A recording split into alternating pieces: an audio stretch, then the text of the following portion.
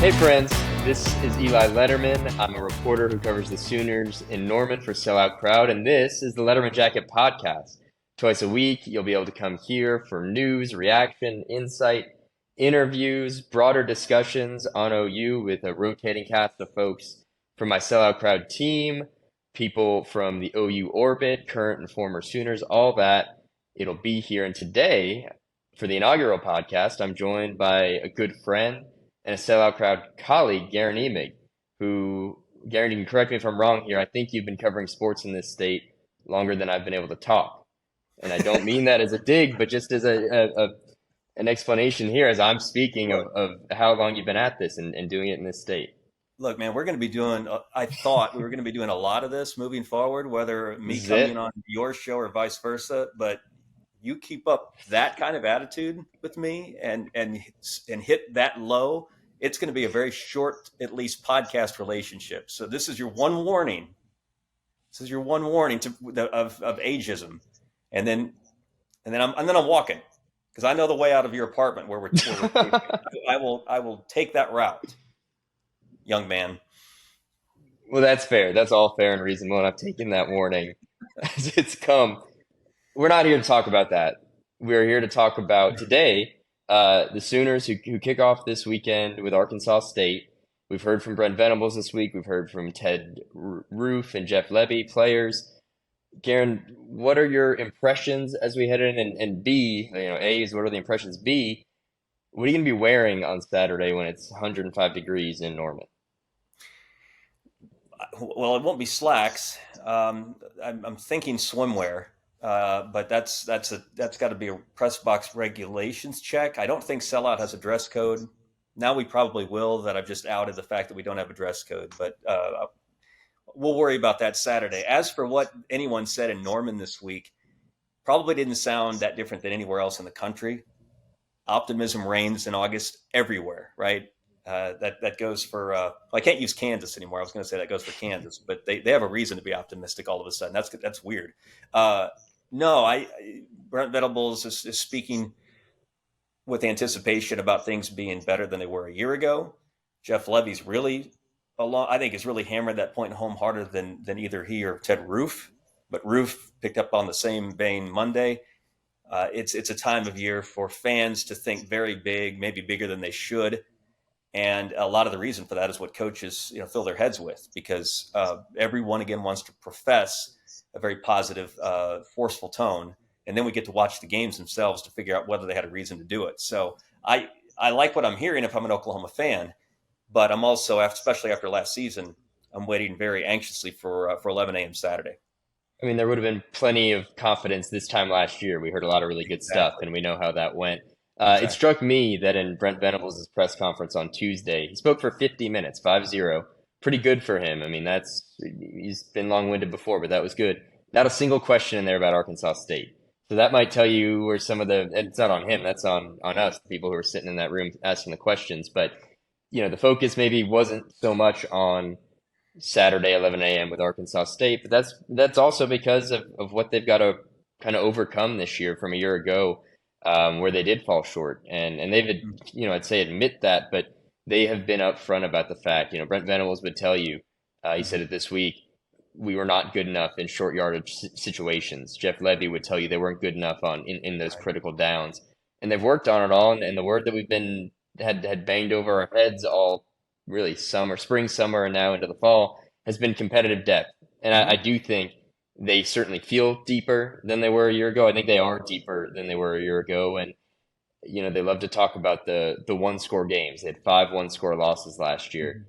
We watched those games. We know that they fell off late in games. The stamina wasn't there. The depth wasn't there. And so this is a team that at least feels better equipped to make it through a 12-game regular season, to hang on in those games. And then we're going to really get the test of this coaching staff and of these players and see where we're at when we hit, the back end of November. But, Guerin, there is this season. And there's this Saturday, and we're going to talk about all that. We'll be here all fall, but there are bigger picture things here. I don't know many OU fans on Saturday who are going to show up without at least some inkling of the SEC and 2024 and Jack Snartle and all that on their mind. Yep. And that's, I think, why there is so much pressure on this season. Not only does Brent Venables, have to overcome 6-7, the first losing season in 25 years, but they've got to get this thing going for faith in his leadership, for Yep. faith in where they're going to be in a year.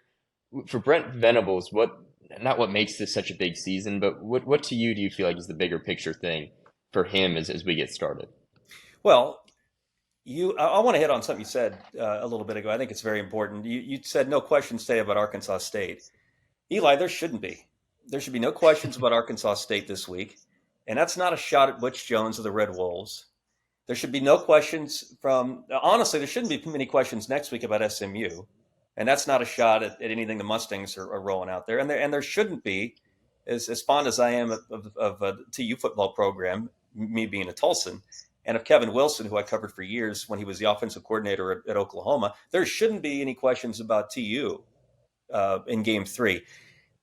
This right now is all about Oklahoma fixing Oklahoma. And to your just question a second ago, Brent Venables repairing the mistakes that he made as a first-year head coach a year ago.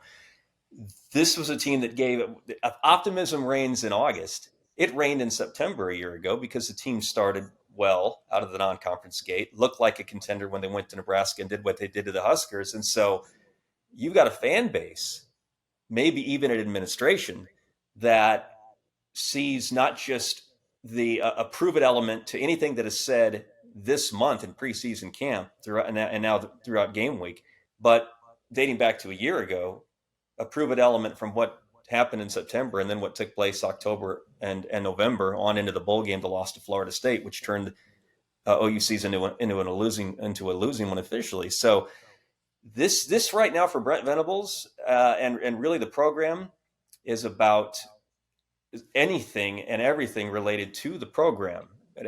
Everyone's analyzing OU's so-called easy schedule. I don't know why you're wasting time doing that when the program has given you no reason to think that the issues are anything but within the program.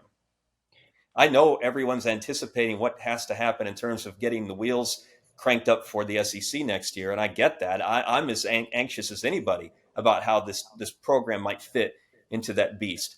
But coming off the year that the Sooners had in 2022, any questions asked of Venables or OU football should be directly related to Venables and OU football. They gave us ample reason to think that a year ago, and I don't care what time of year it is now or where people are picking the Sooners to finish in the Big 12 Conference or what's going on in Austin or what's going on in Stillwater. The focus has to be 100% on Oklahoma football right now.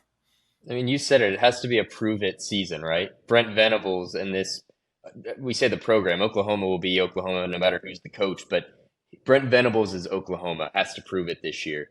Mm-hmm. And that probably does really begin and end with the defense. You mentioned Nebraska last year. We drove back from Lincoln, and the consensus was, well, they might have a playoff contender here with this defense, a defense that tore up non-conference play, and then we saw what happened the next 9 games. We also know that Brent Venables' teams, especially ones he's a head coach of, will always be judged against the defense. Mm-hmm. And that, to me, is what makes this year so fascinating. And you can project it into 2023 or way beyond it. Brent Venables, they've got to get the defense right. And no longer can you point to that depth chart and say, well, there's a Lincoln Riley guy, there's another Lincoln Riley guy. These aren't Brent's guys. They've had now 2 recruiting cycles, one full one in high school, but they've replenished there. They really hit the portal on the defensive side of the ball. There's no secret that they felt they had to get better there, and they brought in experience and guys they felt fit culturally, scheme-wise, all that.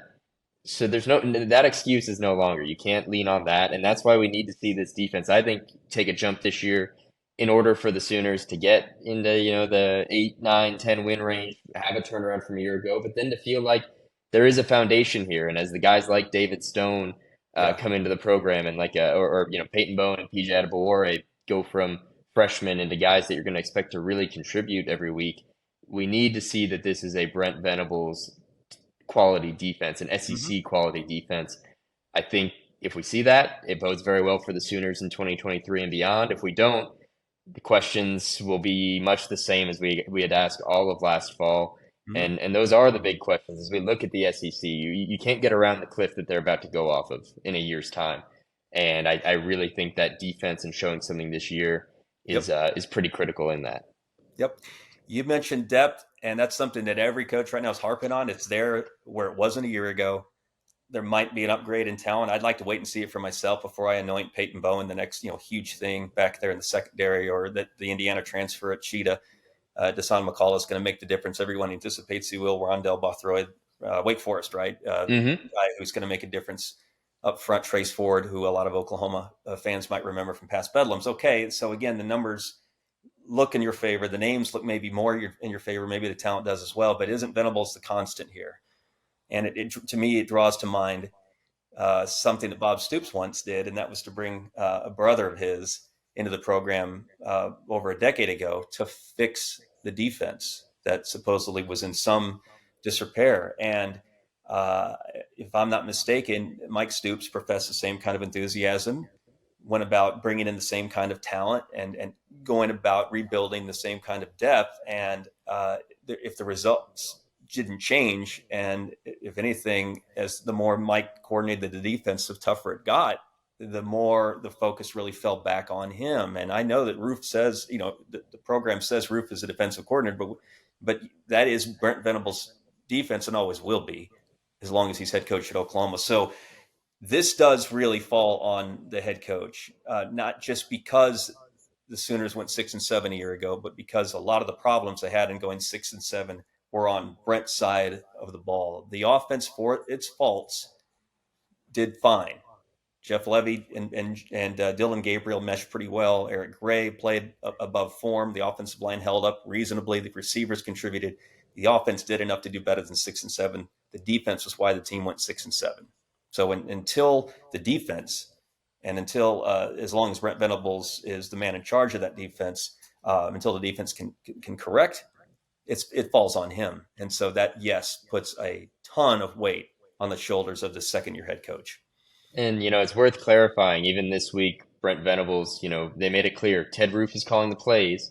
But Ted Roof himself said Brent Venables kind of has some veto powers. And then Brent, without taking anything away, any power out of Ted Roof's hands, said, yes, it's, I'm not the guy calling plays, but I'm going to be, I think, quote, completely involved in this defense, which if you're an OU fan, I don't think you'd want to hear anything different. That's, that's his expertise. You want this defense to look as close as it did to some of those Clemson national title winning defenses that Brent Venables led. But I think that's a place to at least keep an eye on as we go into the season. And if we start to see maybe some of those familiar cracks in the defense, those words, those questions will once again be important. Guerin, we're going to close with a game. Might become something of a recurring game here on the Lederman Jacket podcast, but it's very simple. It's all on you. You're gonna ask me are you gonna ask me like boy bands from the 2010s and once again out me No, as I someone wish. I wish. who's way too old to be doing a podcast with anybody, let alone you? For another podcast for another day, but not today. Simple series of questions for a game of Guer-in or Guer-out on the Sooners 2023 season. And what is important there, really important, you've got to answer if you are Guer-in or Guer-out. I will not accept yes or no's on any of this, but that is the game. Are you ready? You prepared? You understand the rules? I don't think it matters if I'm ready. You're going to ask me anyway. So it's Well, you clocked that. You're exactly right. I wasn't going to stop no matter what. So, on that note, for the first question of Guer-in or Guer-out, will the Sooners produce 1,000-yard rusher this year between Javonte Barnes, Gavin Sawchuk, or Marcus Major? Are you Guer-in or are you Guer-out?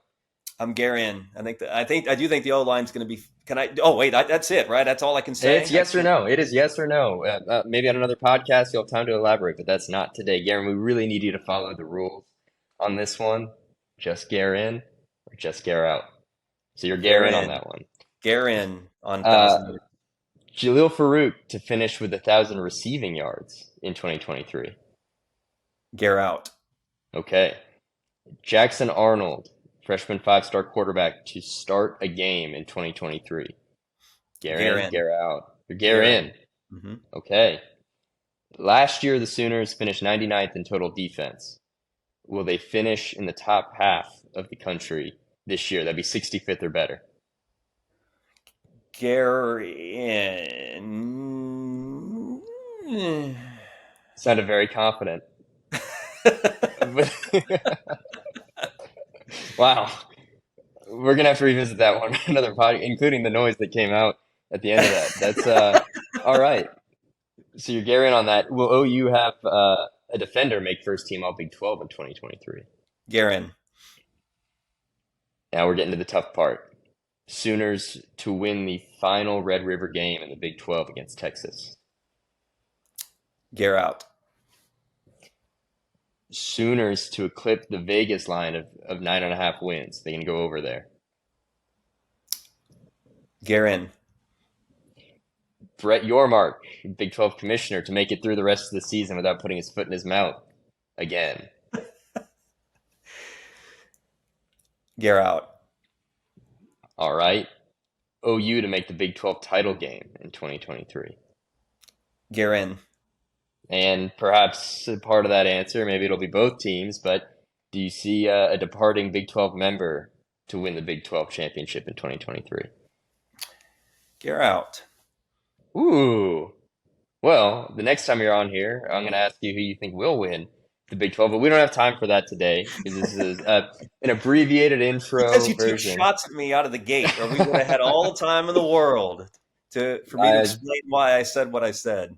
You chose your own response to that. It was all on your own volition, just like your appearance on this podcast was on your own volition.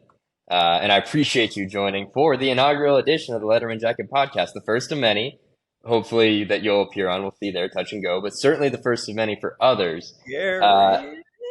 Guer-in or Guer-out? I think you're Guer-in. I really do. But you'll be able to find us, folks listening. If you've made it this far, you've listened enough to the two of us yammer along. You'll be able to find us YouTube, Spotify, iTunes, anywhere you get your podcasts. And as of Friday morning, you can find my OU coverage and the coverage and the local sports coverage of the really talented team we have at Sellout Crowd at selloutcrowd.com. And if you've made it this far, there's really no excuse not to head over there to sign up. It's free. It's going to be fun. Come join the crowd and come along on this journey with us.